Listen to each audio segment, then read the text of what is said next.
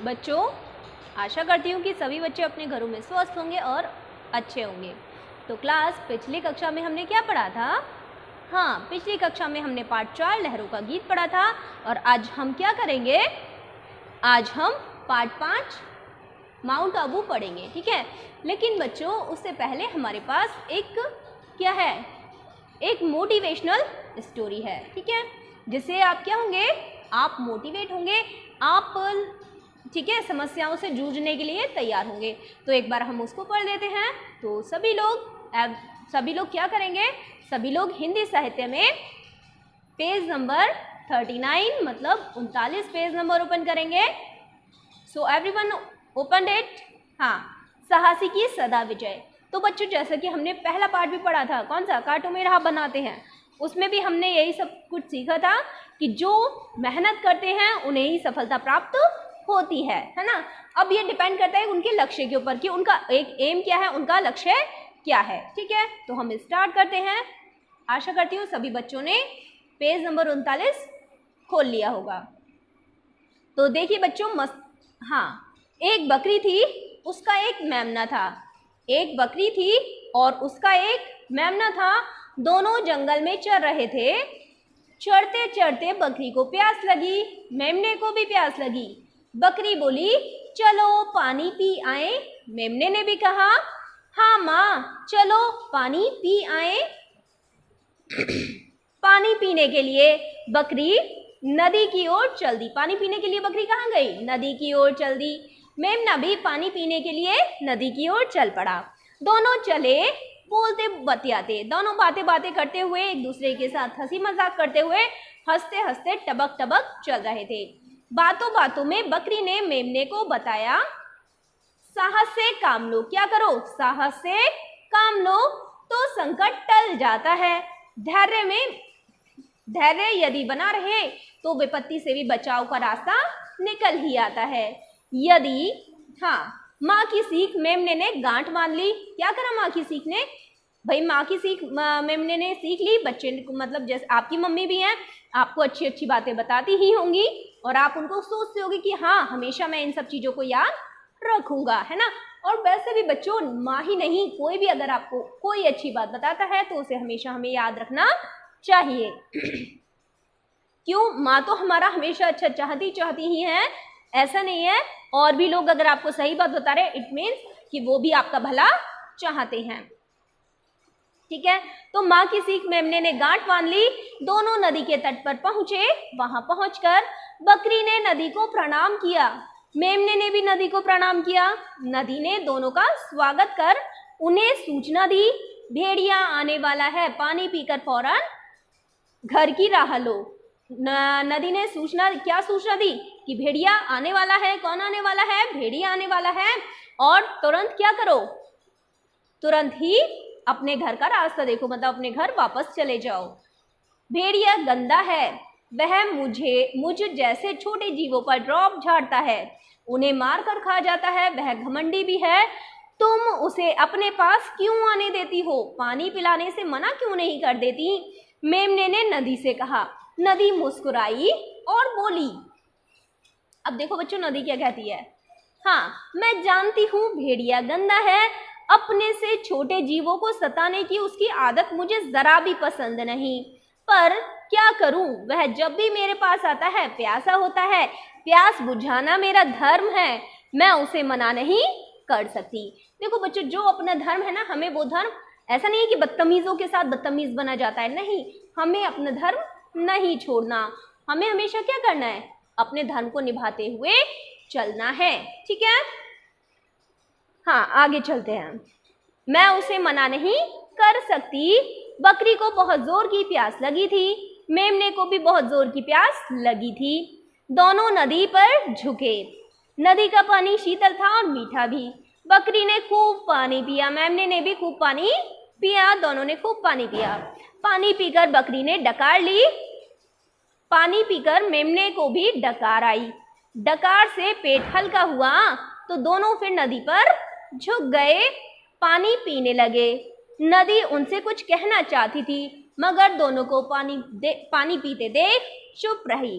आपको पता है बच्चों, जब कोई पानी पीता है तो हमें उससे कुछ नहीं कहना चाहिए। पता है रीजन क्या होता है?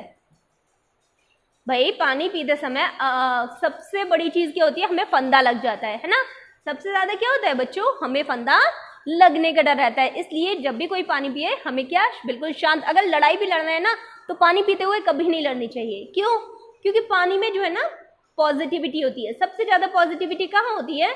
पानी में होती है। ठीक है, तो हमें पानी पीते समय किसी को, और खासकर नेगेटिव वर्ड्स तो बिल्कुल नहीं बोलने चाहिए। ठीक है, जो भी नकारात्मक शब्द होते हैं उन्हें हमें कभी नहीं बोलना चाहिए। हमेशा कैसा शब्द बोलने चाहिए? अगर कोई पानी पी रहा है तो हमेशा उसे पॉजिटिव, अच्छा बोल करके उसे पानी देना चाहिए। राइट, ठीक है। तो वो एक जगह मूर्तिवत खड़ी रह गई, है ना। फिर क्या होता है? हाँ, मेमना भी भेड़िए को देखकर घबराया। थोड़ी देर तक दोनों को कुछ ना सूझा। अरे वाह, आज तो ठंडे जल के साथ गर्मा गर्म भोजन भी है। अच्छा हुआ जो तुम दोनों यहाँ मिल गए। बड़ी जोर की भूख लगी है। अब मैं तुम्हें खाकर पहले अपनी भूख मिटाऊंगा, बाद में पानी पीऊंगा। तब तक बकरी संभल चुकी थी। मेमना भी संभल चुका था। छी छी, कितने गंदे हो तुम। मुंह पर मक्खियां भिनभिना रही हैं। लगता है महीनों से मुंह नहीं धोया। मेमना बोला। अब भेड़िया सकपकाया और बगले झांकने लगा, मतलब इधर उधर देखने लगा। क्या वास्तव में मैं ऐसा हूँ? जाने दे बेटा, ये ठहरे जंगल के मंत्री। बड़ों की बात बड़ी बातें, हम उन्हें कैसे समझा सकते हैं? हो सकता है भेड़िया दादा ने मुंह ना धोने के लिए कसम उठा रखी हो। बकरी ने बात बढ़ाई। क्या बकती है? थोड़ी देर पहले ही तो मैंने रेत से रगड़कर मुंह साफ किया था। भेड़िया गुर्राया। झूठे कहीं के, मुंह धोया होता तो क्या ऐसे ही दिखते? तनिक नदी में झांक कर देखो, असलियत मालूम पड़ जाएगी। हिम्मत बटोर कर मेमने ने कहा। भेड़िया सोचने लगा, बकरी बड़ी है, उसका भरोसा नहीं, पर यह नन्हा मेमना भला क्यों झूठ बोलेगा। रेत से मुंह रगड़ा था तो हो सकता है वहीं पर गंदी मिट्टी से मुंह सन गया हो। मैं इन्हें ऐसे खाऊंगा तो नाहक गंदगी पेट में चली जाएगी। मतलब जो मेरे मुंह पे गंदगी लगी हुई है वो मेरे पेट में चली जाएगी। फिर नदी तक जाकर उसमें झांक कर देखा। देखने में कोई बुराई हर्ज भी नहीं है। ऐसा संभव नहीं कि मैं पानी में झांकूं और ये दोनों भाग जाएं। भाई मैं इनसे भी तेज भाग सकता हूँ। भाग कर जाएंगे भी कहाँ, एक झपट्टे में ही मैं पकड़ लूंगा, उसका ये मानना था। देखो मैं मुंह धोने जा रहा हूँ, भागने की कोशिश मत करना वरना बुरी मौत होगी, मारूंगा। भेड़िए ने धमकी दी। बकरी हाथ जोड़कर कहने लगी, हमारा तो जन्म ही आपकी भूख मिटाने के काम, मतलब हमारा जन्म ही आप जैसों की भूख मिटाने के लिए हुआ है। हमारा शरीर जंगल के मंत्री की भूख मिटाने के काम आए। हमारे लिए इससे ज्यादा बड़ी बात भला और क्या हो सकती है। आप तसल्ली से अपना मुंह धो लें। यहाँ से 20 कदम आगे नदी का पानी बिल्कुल साफ है, वहां जाकर मुंह धोएं। विश्वास ना हो तो मैं भी साथ चलती हूँ। फिर क्या होता है बच्चों? भेड़िए को बात भा गई, मतलब अच्छी लगी। भाना मतलब अच्छा लगना। वह उस ओर बढ़ा जिधर बकरी ने इशारा किया था। वहां पर पानी काफी गहरा था और किनारे चिकने। जैसे ही भेड़िए ने अपना चेहरा देखने के लिए नदी में झांका, पीछे से बकरी ने अपनी पूरी ताकत से समेटकर जोर से धक्का मारा। भेड़िया अपनी भारी भरकम शरीर के साथ, है ना, शरीर को संभाल ना पाया और धप से नदी में जा गिरा। उसके गिरते ही बकरी ने वापस जंगल की दिशा में दौड़ना शुरू कर दिया। उसके पीछे मेमना भी था। दोनों नदी से काफी दूर निकल आए। सुरक्षित स्थान पर पहुंचकर बकरी रुकी, मेमना भी रुका। बकरी ने लाड से मेमने को देखा। मेमने ने विजेता के दर्प के साथ अपनी मां की आंखों में झांका। दोनों के चेहरे से आत्मविश्वास झलक रहा था। बकरी बोली, कुछ समझे? हाँ समझा। मेमना बोला, हाँ समझा। क्या समझे? साहस से काम लो तो खतरा टल जाता है और धैर्य यदि बना रहे तो विपत्ति से बचने का रास्ता निकल आता है। शाबाश, बकरी बोली और इसी के साथ वह हंसने लगी। माँ के साथ साथ मेमना भी हंसने लगा। तो बच्चों ये जो कहानी लिखी है ये किसके द्वारा लिखी गई है? ओम प्रकाश कश्यप जी के द्वारा। किसके द्वारा? ओम प्रकाश कश्यप जी के द्वारा यह कहानी लिखी गई है। ठीक है, तो बच्चों हम अपना पाठ शुरू करते हैं। और हमारा पाठ क्या था? पाठ 5 माउंट आबू। होप सो बच्चों इस पाठ को पढ़ के आपको बहुत कुछ सीखने को मिला होगा कि हमें धैर्य से और हिम्मत के साथ कार्य करना चाहिए। ठीक है, तो चलिए चलते हैं। भाई माउंट आबू क्या है? माउंट आबू एक पर्यटक स्थल है ना, जहां पर यात्री घूमने फिरने आते हैं। तो चलिए अपने पाठ की ओर अग्रसर होते हैं। हमारे देश में विभिन्न राज्य हैं।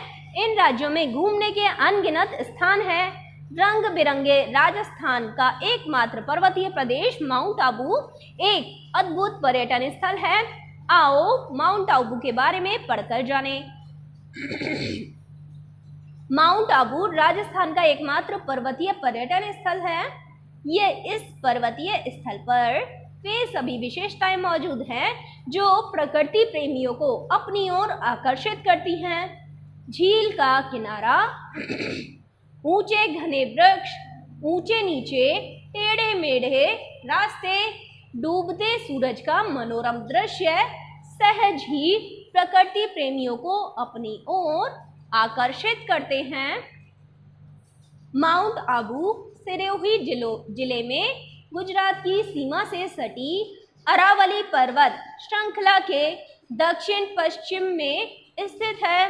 वैसे तो वर्ष भर यहाँ सैलानी आते रहते हैं, पर गर्मियों में तो यहाँ सैलानियों का सैलाब उमड़ पड़ता है। यहाँ नक्की झील के पास शाम के समय घूमना व बोटिंग करना पर्यटकों को विशेष रूप से प्रभावित करता है। नक्की झील राजस्थान की एक ऐसी झील है जो सर्दियों में अक्सर जम जाती है।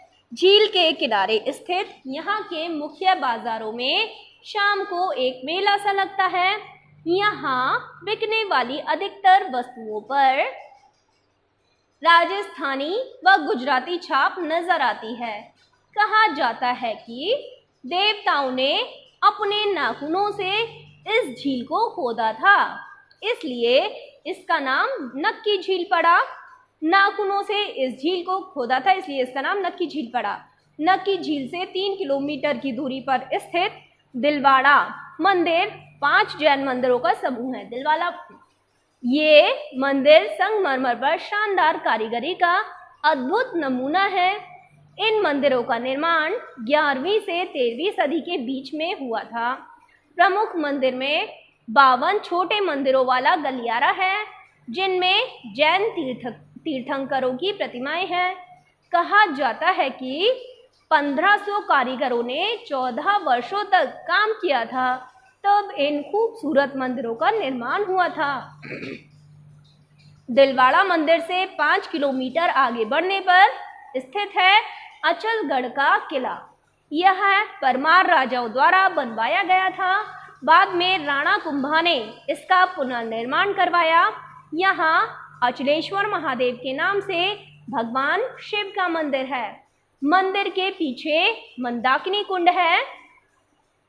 यहाँ 16वीं शताब्दी में बने कलात्मक जैन मंदिर भी हैं। माउंट आबू पर एक सनसेट पॉइंट है, जहाँ अगस्तगामी सूर्य के अप्रतिम सौंदर्य व बदलते रंगों की अभूतपूर्व छटा को देखते हुए दर्शक आत्मलीन हो जाते हैं।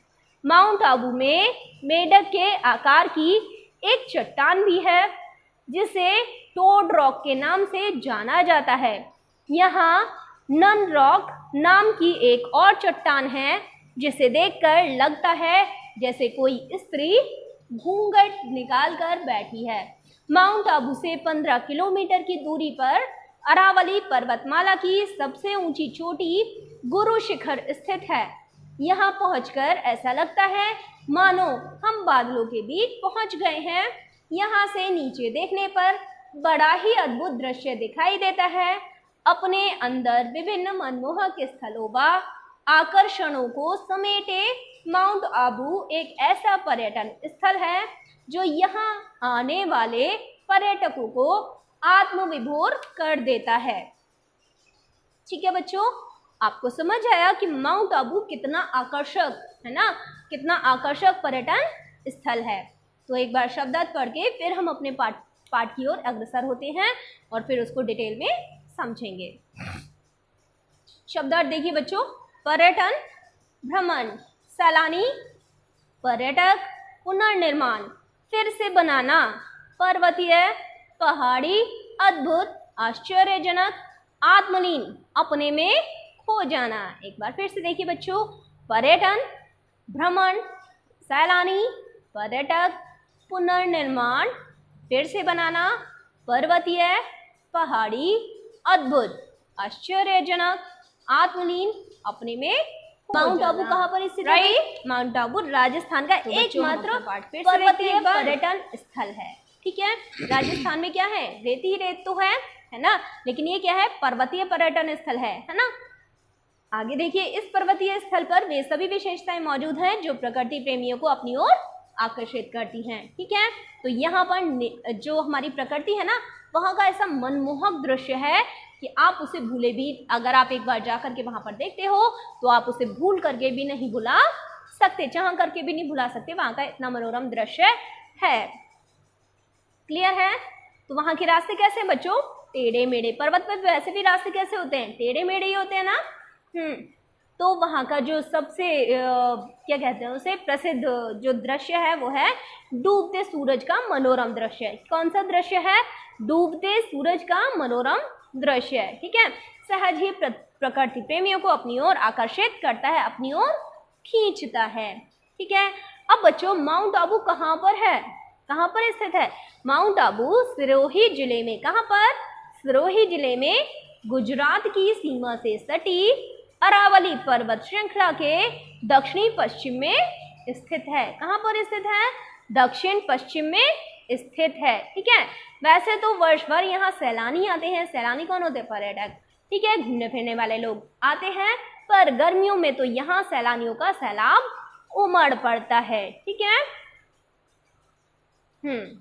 तो यहाँ नक्की झील के पास शाम के समय घूमना व बोटिंग करना पर्यटकों को विशेष रूप से प्रभावित करता है। यहाँ पर सबसे अच्छा क्या लगता है भाई? शाम के समय बोटिंग करना। ठीक है, आगे चलिए। तो झील के किनारे स्थित यहाँ के मुख्य बाजारों में शाम को एक मेला सा लगता है। क्या लगता है? शाम को एक मेला सा लगता है। यहाँ बिकने वाली अधिकतर वस्तुओं पर राजस्थानी व गुजराती छाप नजर आती है। क्या नजर आती है? राजस्थानी व गुजराती छाप नजर आती है। कहा जाता है कि देवताओं ने अपने नाखूनों से इस झील को खोदा था, इसीलिए इसका नाम क्या पड़ गया बच्चों? नक्की झील। क्या पड़ गया? नक्की झील। नक्की झील क्यों पड़ा इसका नाम? क्योंकि देवताओं ने इसे अपने नाखूनों से खोदा है ना, तो इसलिए इसका नाम नक्की झील है। क्लियर? अब नक्की झील से 3 किलोमीटर, कितने किलोमीटर दूर? 3 किलोमीटर दूर पर कौन सा मंदिर स्थित है? दिलवाड़ा, है ना। दिलवाड़ा मंदिर स्थित है, जिसमें 5 जैन मंदिर हैं। जिसमें क्या है? 5 जैन मंदिरों का समूह है ना। और ये मंदिर किस चीज के बने हुए हैं बच्चों? संगमरमर, है ना। संगमरमर पर शानदार कारीगरी की गई है। क्या किया गया है? संगमरमर पर शानदार कारीगरी का अद्भुत नमूना है। इन मंदिरों का निर्माण कब हुआ बच्चों? 11वीं से 13वीं सदी के बीच में। कब हुआ? 11वीं से 13वीं सदी के बीच में। राइट। प्रमुख मंदिरों में 52 छोटे मंदिरों वाला गलियारा है। इन मंदिरों में क्या है? गलियारा मतलब गली गली सी है ना, जहां पर 52 छोटे मंदिर हैं। ठीक है, कहा जाता है कि 1500 कारीगरों ने 14 वर्षों तक काम किया। अब सोचो 1500 मतलब 1500 कारीगरों ने कितने महीनों तक काम? 14 वर्षों तक, महीनों नहीं वर्षों तक। तो 14 वर्षों तक कार्य किया इस मंदिर को बनाने के लिए, तब इन खूबसूरत मंदिरों का निर्माण हुआ है। जब आप यहाँ पर जाएंगे ना, आप पिक्चर में भी आप सभी को दिख रहा है, देखो, है ना, कितना बड़ा और कितना खूबसूरत ये मंदिर है। ठीक है, तो बच्चों दिलवाड़ा मंदिर से 5 किलोमीटर आगे स्थित क्या है? अचलगढ़ का किला। क्या है? अचलगढ़ का किला, है ना। यह परमार राजाओं के द्वारा बनवाया गया। यह किसके द्वारा बनवाया गया? परमार राजाओं के द्वारा। और बाद में राणा कुंभा ने इसका पुनर्निर्माण करवाया। तो बच्चों दिलवाड़ा मंदिर का पुनर्निर्माण किसने बनवाया करवाया? सॉरी, अचलगढ़ का किला का पुनर्निर्माण किसने करवाया? राणा कुंभा ने। ठीक है। यहाँ अचलेश्वर महादेव के नाम से भगवान शिव का मंदिर प्रसिद्ध है। किस नाम से प्रसिद्ध है भगवान शिव का मंदिर? अचलेश्वर महादेव। राइट। पीछे मंदाकिनी कुंड है। यहाँ 16वीं शताब्दी में बने कलात्मक जैन मंदिर भी हैं। माउंट आबू पर एक सनसेट पॉइंट है जहाँ अगस्तगामी सूर्य के अप्रतिम सौंदर्य व बदलते रंगों के अभूतपूर्व छटा को देखते हुए दर्शक आत्मलीन हो जाते हैं। अच्छा बच्चों, यहाँ पर भी जब हम सूरज को अस्त होते हुए देखते हैं, मतलब सूरज को डूबता हुआ देखते हैं, तो देखते हो आप सूरज के अलग अलग तरह के रंग। कभी सूरज पीला होता है, कभी लाल हो जाता है, कभी नीला भी दिखता है ना। तो अलग अलग तरह के रंगों को देखने को मिलता है यहाँ पर। ठीक। तो अब बच्चों माउंट आबू से 15 किलोमीटर की दूरी पर अरावली पर्वतमाला की सबसे ऊंची चोटी गुरु शिखर स्थित है। क्या स्थित है? गुरु शिखर। ठीक है। यहाँ पहुंचकर ऐसा लगता है मानो हम बादलों के बीच पहुंच गए हो। कहाँ पहुंच गए हो? बादलों के बीच पहुंच गए हो। ठीक है। और हमारा मन कैसा होता है? पर्यटकों का मन आत्मविभोर हो उठता है। राइट। तो बच्चों शब्दार्थ देखते हैं। पर्यटन, भ्रमण, सैलानी, पर्यटक, पुनर्निर्माण, फिर से बनाना, पर्वतीय, पहाड़ी, अद्भुत, आश्चर्यजनक, आत्मलीन, अपने में खो जाना। क्लियर है बच्चों? तो यहाँ तक आशा करती हूँ कि सभी बच्चों को समझ आया होगा। इसके बाद बच्चों हम अगली क्लास में क्या करेंगे? अगली क्लास में इस पार्ट का अभ्यास कार्य करेंगे और प्रश्न उत्तर करेंगे। ठीक है class, bye bye, take care at your home.